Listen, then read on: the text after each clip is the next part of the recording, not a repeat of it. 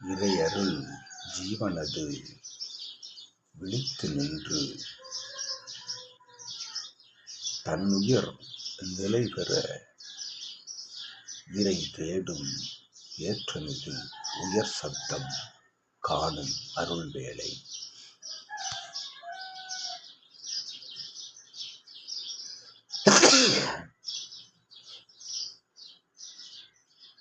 ஆதி இறை சபை ஆற்றல் நிறைந்திருக்கும் திரு கைலாய நிலை கொண்ட வேளையாய்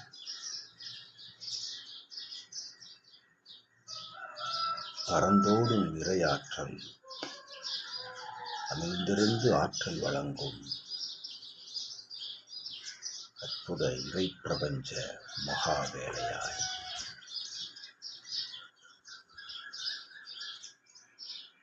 இந்நிலையை மாற்றியமைக்கும் அந்நிலையை மாற்றியமைக்கும்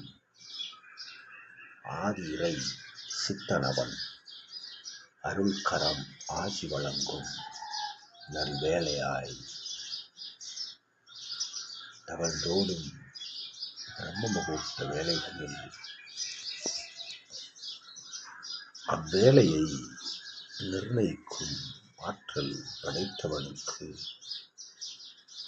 ஆற்றல் வழங்குபவனுக்கு, ஆற்றலாய் பலம் வருபவனுக்கு, சிவமாய் சித்துக்கள் புரிபவனுக்கு, சிவமகா வாழை சித்தனுக்கு அவ்வை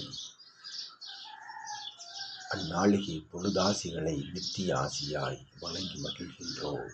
அவ்வை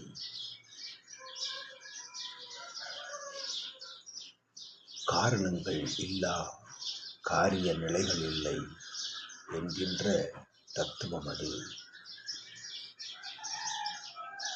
உலகோர் நடுவே வலம் வருகின்ற பொழுது சிவசபையும் சிவசபை ஆசானும் ஆசானின் இறை நூலும் இறை நூலின் மகா ஆற்றலும் ஒரு காரண நிலைக்கே என்றவை உணர்த்துகின்றோம். அக்காரண நிலைகளை தாரை வார்த்த காரணவன், காரண காரியத்தை நிகழ்த்துபவன் காவல் புரிகின்றான் அந்நூலுக்கு. அக்காவல் நிலையது ஒவ்வொரு பரிமாண நிலைகளில் மாறுபட்டு நிற்கும் ஆதி இறை சூட்சம நூலுக்கு அக்காவல் நிலையும் பரிணாமங்கள் இருக்கின்றன என்று வைக்கின்றோம். அவ்வை அத்திருக்காவல் நிலைக்குள் அருட்காவலாய் அமர்ந்து தவம் புரியும் சித்தனவன் நிலை கண்டு, சித்தனவன் நிலை கொண்டு வலம் வருவோர் யாவரும் பூ உலகில் உயர்நிலை பெறுவர் இறை நிலையதில் என்று உரைக்கின்றோம். அவ்வை காணும் காட்சிகள், தோன்றும் கோலங்கள், உரைக்கும் இறை வார்த்தைகள்,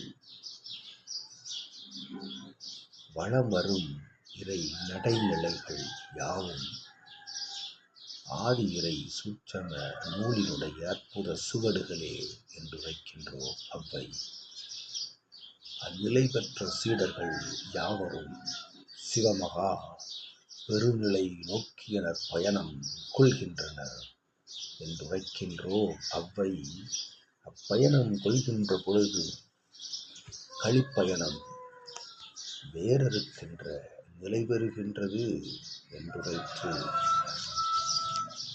நல்நிலையாய் அருளாற்றல் பெற்ற ஆசிகளை சித்தனவனுக்கு வழங்கி சீடர்கள் யாவரும்